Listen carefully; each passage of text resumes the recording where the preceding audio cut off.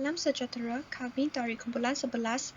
Tajuk pembentangan kami ialah penyalahgunaan teknologi maklumat dan komunikasi untuk jenayah cyber meruntuhkan peradaban masyarakat. Kumpulan kami terdiri daripada 5 orang iaitu Lau Yufeng, Li Xinghao, Li Yihon, Liao Mingqi dan Liu Zhongxian.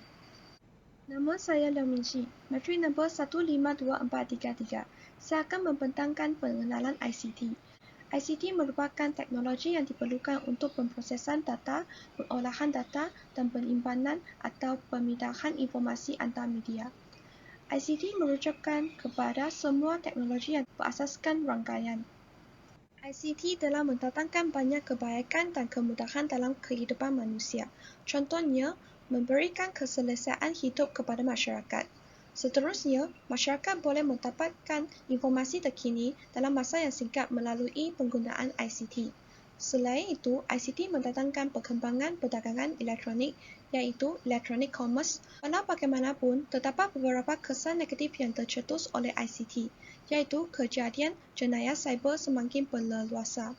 Contohnya, penggunaan peralatan ICT seperti alat telekomunikasi atau internet dalam melibatkan kegiatan mencuri, mengubahkan dan memalsukan maklumat tentang identiti penduduk Malaysia, transaksi kewangan dan lain-lain. Ini seterusnya meruntuhkan peradaban masyarakat. Terdapat beberapa objektif kajian yang ingin dicapai dalam kajian ini. Objektif pertama adalah mengkaji dan memahami tentang ICT.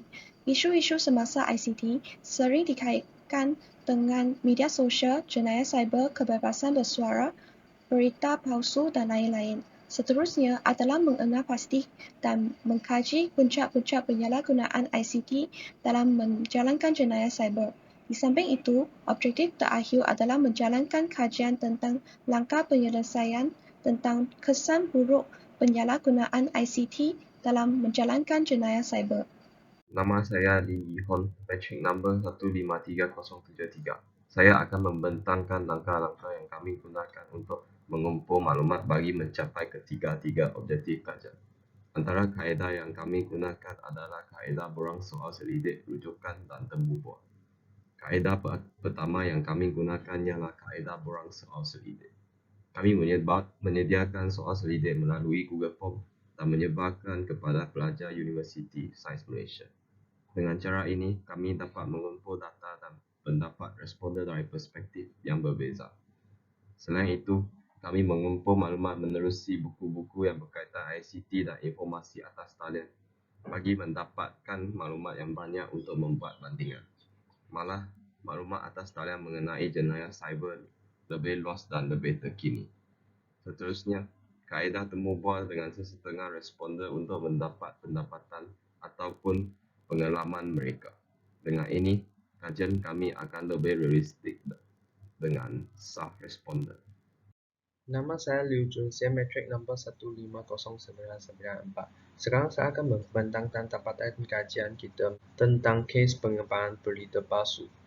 Definisi berita palsu merupakan sejenis kewabdangan kuning dan propaganda yang terdiri daripada pengembangan maklumat salah atau olok-olok secara sengaja melalui medium sosial dalam talian.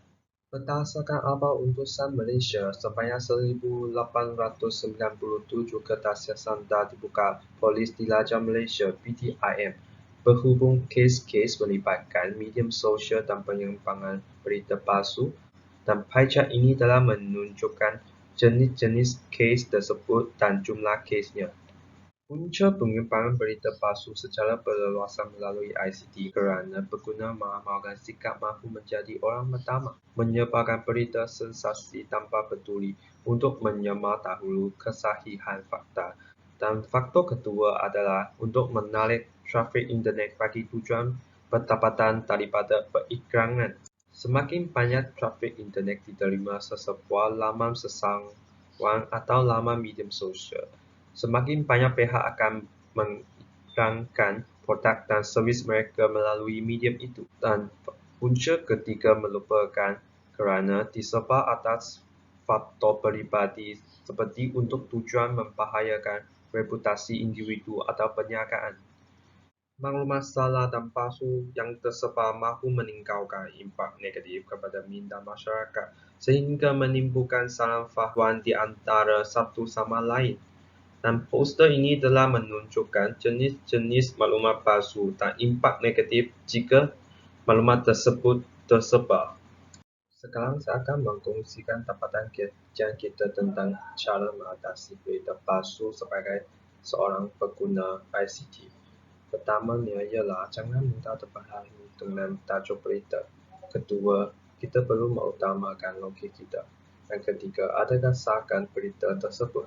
Dan keempat, laporkan kandungan yang mengandungi palsu. Dan kelima, tapi sebelum berkongsi dan akhirnya jangan mudah percaya imej atau video yang dipaparkan di internet. Salam sejahtera, saya Lau Yifeng. Saya mahu berkongsi kajian kumpulan kami tentang kes penipuan cyber. Perkara ini merupakan satu aktiviti haram yang boleh menyebabkan kerugian harta orang lain melalui ICT.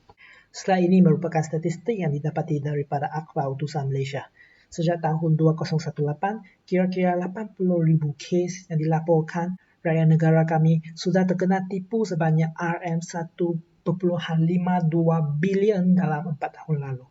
Oleh itu, inilah perkara penting untuk kita mengetahui tipu hela yang digunakan oleh penipu. Sini beberapa jenis kes penipuan cyber, terutamanya macau scam. Penipu menyamar syarikat besar dan pihak berkuasa untuk menjalankan aktiviti tipuan. Penipu menggunakan ketakutan dan ketamakan mangsa untuk mencapai tujuan mereka. Oleh itu, kita perlu tenang apabila membuat keputusan dan sentiasa mempengaruhi sendiri dengan tipu hela yang digunakan oleh penipu.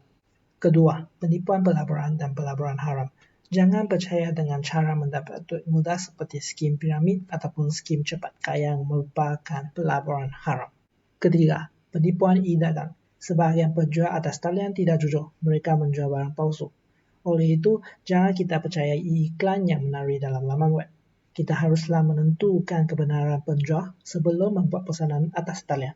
Seterusnya, pinjaman tidak wujud.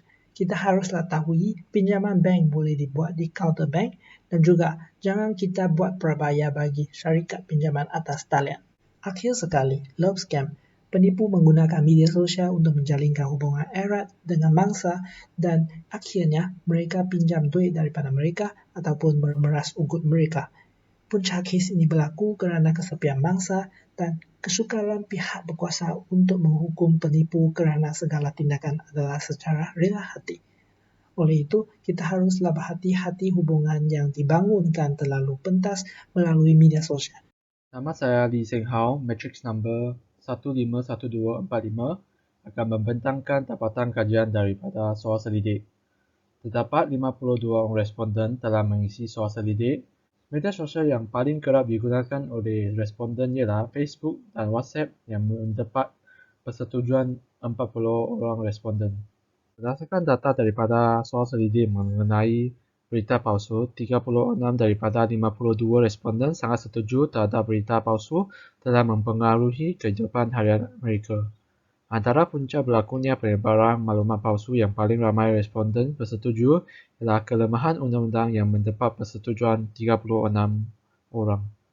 Pada pendapat responden, 40 orang responden sangat setuju terhadap kesan penyebaran maklumat palsu akan menimbulkan panik dan huru-hara antara masyarakat. Manakala langkah untuk mengatasi penyebaran maklumat palsu yang paling mendapat persetujuan daripada responden ialah verifikasikan maklumat di laman web rasmi sebelum mempercayai yang mendapat 39 orang responden. Terdapat 40 responden atas kenalan mereka pernah mengalami penipuan di media sosial dan pada pendapat mereka, penipuan yang paling kerap berlaku ialah penyamaran pihak berkuasa seperti Jabatan Polis dan Bank Negara iaitu macau scam, membeli barang atas talian di kedai yang diverifikasi melalui Shopee dan Lazada sahaja merupakan langkah mengatasi penipuan atas talian yang paling ramai responden sangat setuju. Kesimpulannya, kami telah berjaya melaksanakan tugasan kami dengan menjalankan kajian dan mengumpul data secara efektif. Tugasan ini tidak disempurnakan tanpa kerjasama yang diberikan oleh setiap kumpulan dan responden kami. Kami berharap supaya masyarakat akan menyemai konsep etika dan adab dalam penggunaan ICT agar dapat mentahirkan maklumat yang beradab dan beretika tinggi serta mewujudkan keamanan dan keharmonian negara. Sekian, terima kasih.